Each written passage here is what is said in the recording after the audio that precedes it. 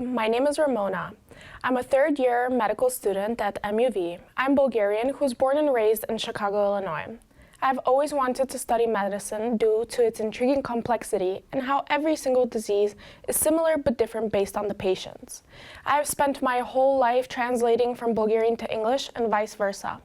One of my passions is teaching my colleagues about Bulgarian traditions, culture, and history. Speaking of colleagues, I have a few to introduce to you today from Group 18, which have brought presentations on medical topics to spread awareness.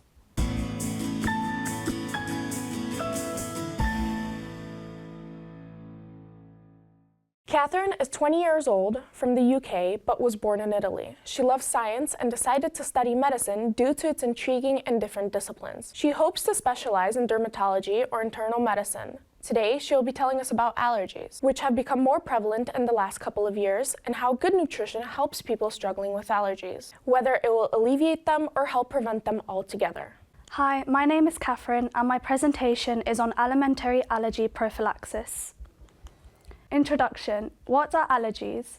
Allergies occur when the immune system overreacts to substances that are normally harmless, also known as allergens. These can be caused by foods, environmental factors, pollen, or medications. Common allergens include peanuts, milk, eggs, wheat, soy, fish, and shellfish. Allergic reactions include skin reactions, respiratory issues, and gastrointestinal symptoms. Prevalence of allergies. The World Health Organization estimates that over 20% of the world's population suffer from allergies. The prevalence of food allergy in childhood appears to be increasing in both developed and transitional countries. Symptoms and risk factors for allergies. So symptoms include sneezing, runny nose, watery eyes, hives, itching, skin rash and eczema, shortness of breath, wheezing and asthma, swelling of lips, tongue and anaphylaxis, where blood pressure drops and airways narrow, and also gastrointestinal issues like vomiting and diarrhea. Risk factors for allergies include genetic predisposition, family history of allergies or asthma, and eczema. There is a strong link between eczema in infancy and food allergies. Environmental exposure, so contact with allergens such as pollution, and dietary factors, early introduction or avoidance of allergens. There is also a lifestyle impact associated with allergies. Firstly, there can be emotional stress, constant worry about accidental exposure to allergens, social isolation due to restrictions in eating out or attending events, and also impact on mental health, especially in children.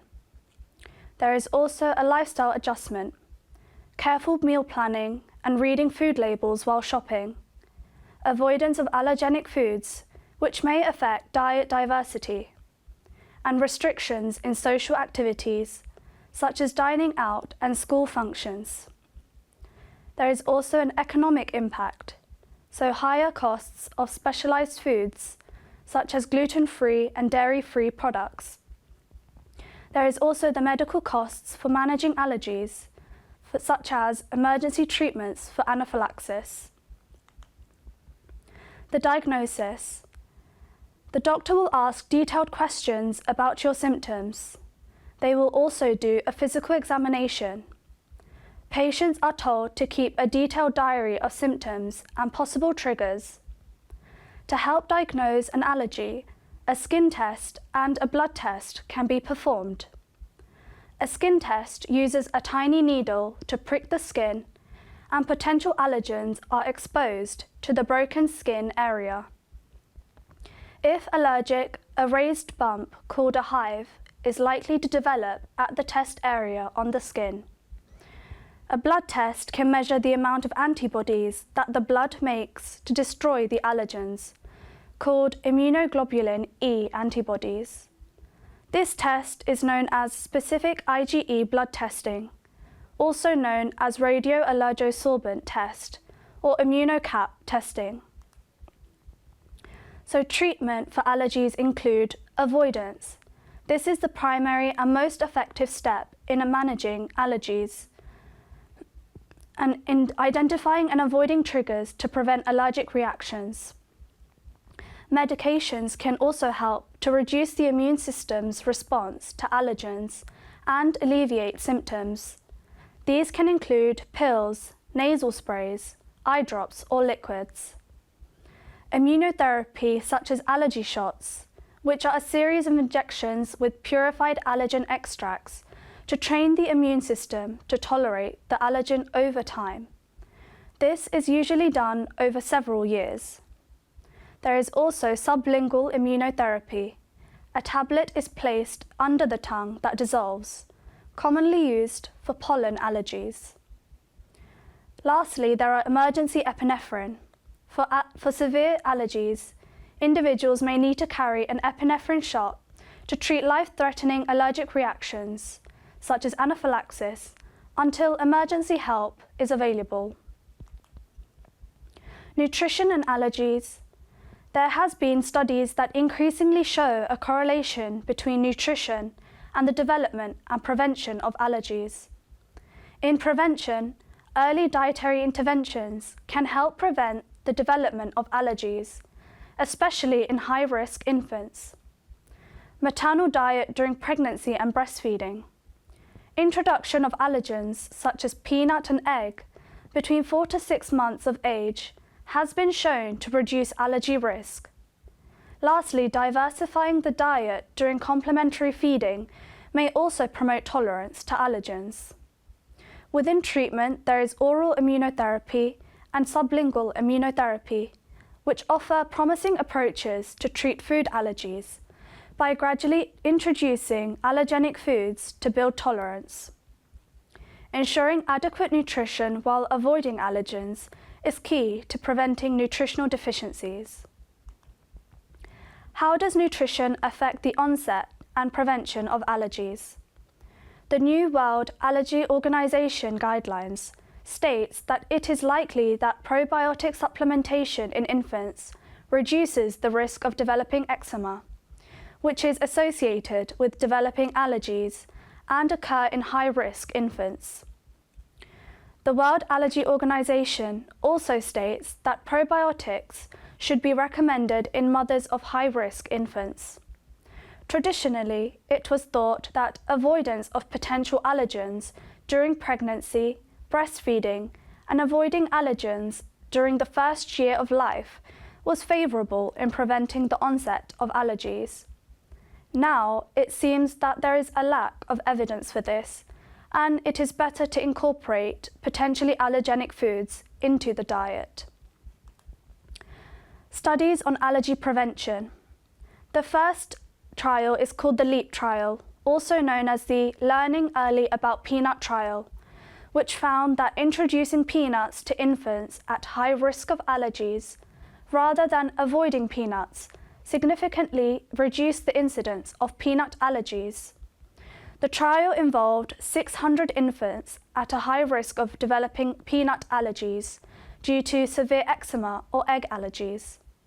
The infants were randomly assigned to one group to either avoid peanuts or regularly consume peanut-containing foods, starting between 4 to 11 months of age.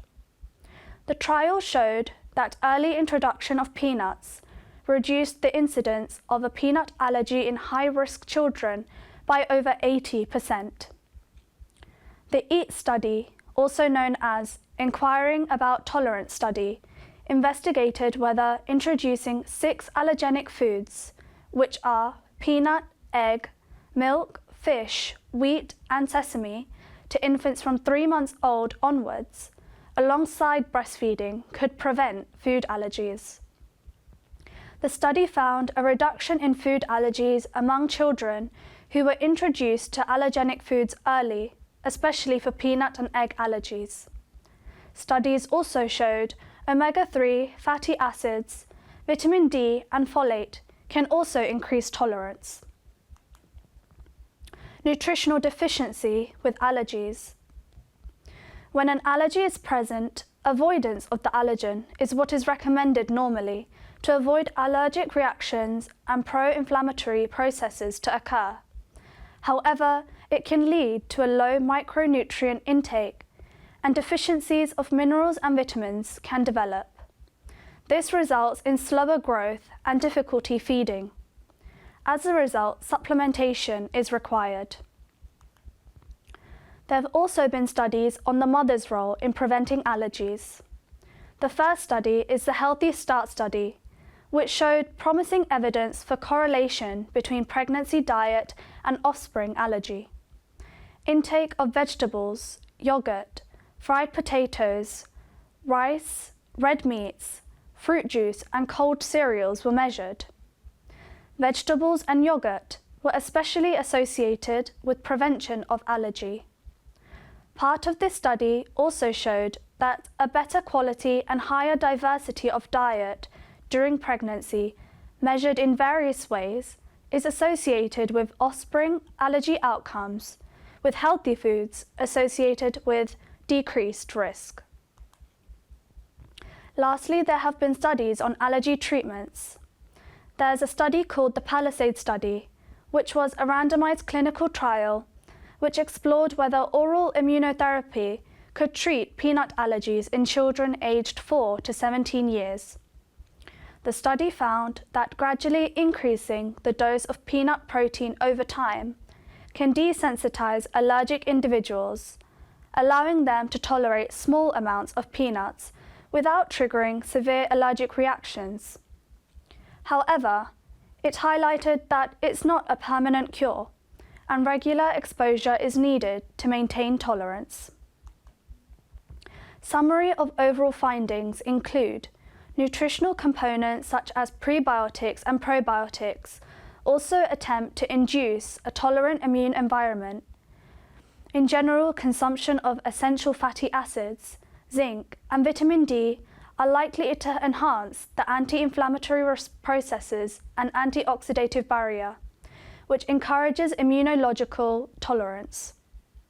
Increased diversity of food shows a protective effect when introduced in the first year of life, consistent with the hypothesis that exposure to diverse food antigens during early life can develop immune tolerance.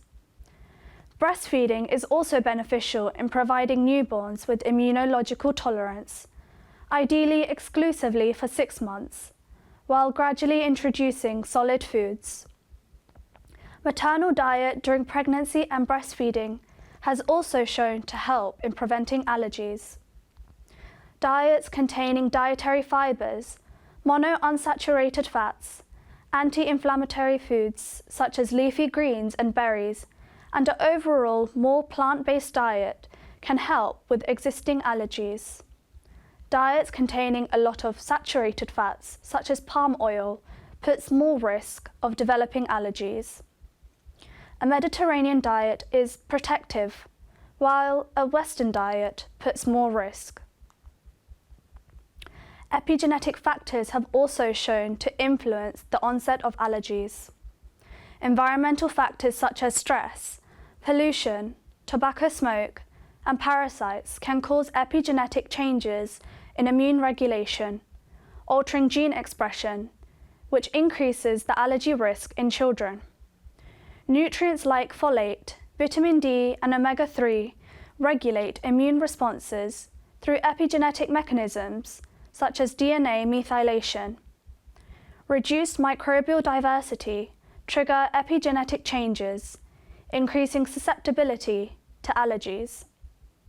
Epigenetic changes from parental exposures may be passed down to future generations, influencing allergy risk. Future therapies could involve targeting these epigenetic changes and can offer new approaches to allergy prevention and treatment. For example, changing the acetylation of histones of pro-inflammatory genes. And this is my bibliography. Thank you for listening.